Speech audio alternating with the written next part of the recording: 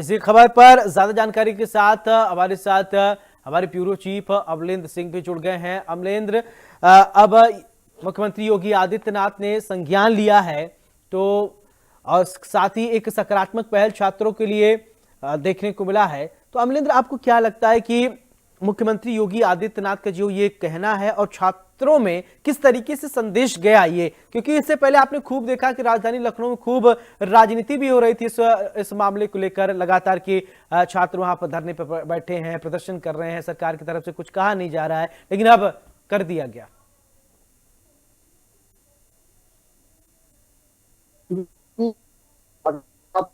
मांग कर रहे थे और उसमें पहले ही आप है जो एक बात हुई थी आयोग डीएम के बीच में का एक पैनल बातचीत करने के लिए गया था, तो लगभग बिंदुओं पे पहले ही सहमति बन गई थी। उसमें रहा कि सिर्फ सेंटर को लेकर के जो मांग की जा रही थी छात्रों की तरफ से कि एक दिन में एग्जामिनेशन कराया जाए, 2 दिन में एग्जामिनेशन न कराने की जो इनकी मांग थी, आज उसको लेकर के यूपीएससी से जब सीएम की बातचीत हुई है चेयरमैन से, उन चीजों को लेकर के जब एक चर्चा हुई, चर्चा होने के बाद इसको जो है आश्वासन दिया गया छात्रों से कि अगर आप चाहते हैं कि एक डेट में परीक्षा कराई जाए तो उसके लिए समय आपको जो है चेंज करना पड़ेगा, क्योंकि निर्धारित जो परीक्षा का एग्जाम डेट था उसके अनुसार जो है आपको दोबारा टाइम टेबल बनाना पड़ेगा, उसके लिए टाइम भी चाहिए। टाइम के साथ साथ जब ये मौजूदा परीक्षा को स्थगित आपको करना पड़ेगा, यूपीएससी से ऐसा पूछा गया कि क्या आप बिना स्थगित किए हुए एक डेट दे सकते हैं, तो उसमें यूपीएससी की तरफ से आपको टाइम मांगा गया था कि नहीं, हम तुरंत तत्काल प्रभाव से ऐसा नहीं कर पाएंगे, हमें कुछ टाइम चाहिए, इस डेट को हमें स्टैंड करना पड़ेगा। तो यूपीएससी की तरफ से यह मैसेज दिया गया है कि फिलहाल हम इस डेट को स्टैंड कर रहे हैं और अगली परीक्षा एक डेट में कराने के लिए हम नई डेट घोषित करेंगे। रही बात सीएम से जब बातचीत आयोग की हुई है, तो आयोग ने आरओ की परीक्षा जो है इसके लिए एक समिति का भी गठन किया है। छात्र जो है लगातार इस चीज की डिमांड कर रहे थे सौरभ कि जो दोनों ये मेन परीक्षाएं हैं, इन मेन परीक्षाओं को जो 2 पालियों में और 2 दिन में जो कराने की एक जो डेट दी गई थी उसको एक पाली में और एक दिन में कराने की मांग कर रहे थे।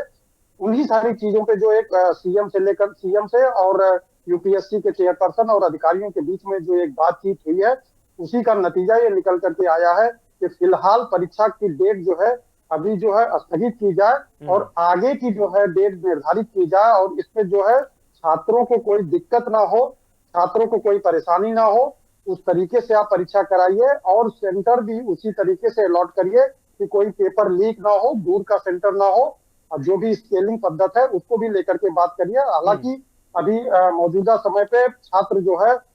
ये मांग कर रहे हैं कि हमें जो है लिखित में आश्वासन दिया जाए, तब हम इन चीजों को मानेंगे। लेकिन फिलहाल फौरी तौर पे सौरभ अभी जो है परीक्षा स्थगित को लेकर के यूपीएससी की तरफ से ये जो मैसेज दिया गया है छात्रों को कि हम परीक्षा स्थगित कर रहे हैं, आपकी मांग को हम मानते हैं, पहले की तरह ही परीक्षा होगी और एक दिन में परीक्षा होगी, इस मैसेज को जो है छात्रों को कन्वे किया गया है सौरभ। बिल्कुल। अमित भी हमारे साथ लगातार जुड़े हैं। चलिए ठीक है अमलेंद्र, मैं आपके पास ही आना चाहता हूं। मैं आपसे ये समझना चाहता हूं, देखिए ऐसी क्या विडंबना आई या ऐसी क्या वजह रही कि क्या पारदर्शिता को लेकर 2 दिन में करने की बात कही जा रही थी या कुछ और, क्योंकि जानते कुछ लोग ये भी कहने लगे कि आप 1 नेशन 1 इलेक्शन, एक दिन में आप इलेक्शन कराने की बात कर रहे हैं, परीक्षाएं क्यों 2-2 3-3 दिन में हो रही हैं? क्या आपके पास मैन पावर नहीं है या सुविधाएं नहीं आप करवा पा रहे हैं? इलेक्शन करवाने की आप बात कर रहे हैं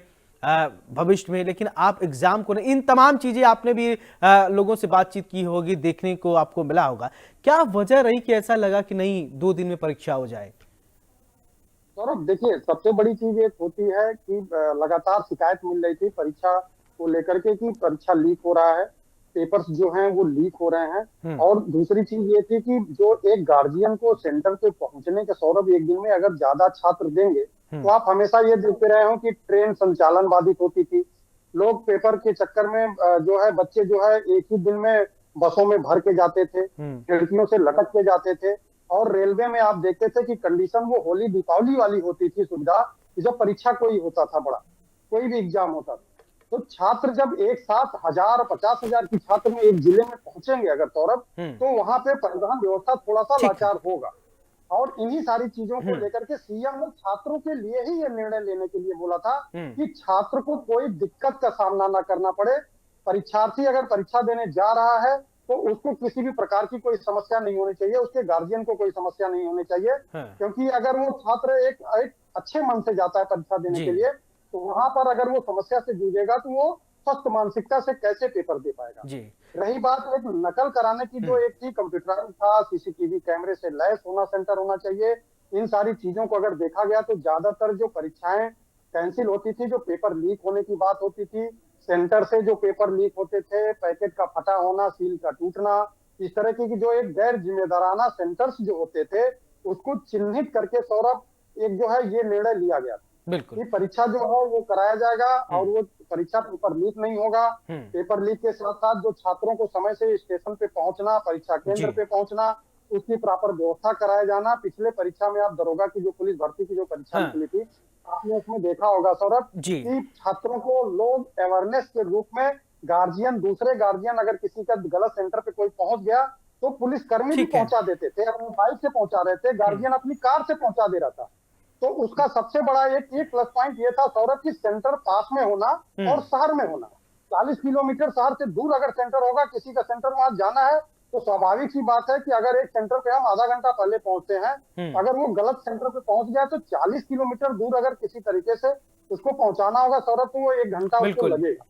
तो इन्हीं सारी चीजों को देखते हुए सेंटर पास में रखना, सेंटर कंप्यूटराइज हो, कैमरे से लेसेस हो और प्रशासन की व्यवस्था चुस्त दुरुस्त हो और उन सारी चीजों को देखते हुए सौरभ ये निर्णय लिया गया था कि आप छोटे छोटे टुकड़ियों में जो है एग्जाम कराइए और सही तरीके से कराइए, भले ही आपको 4 डेट में कराना। बिल्कुल, बहुत बहुत शुक्रिया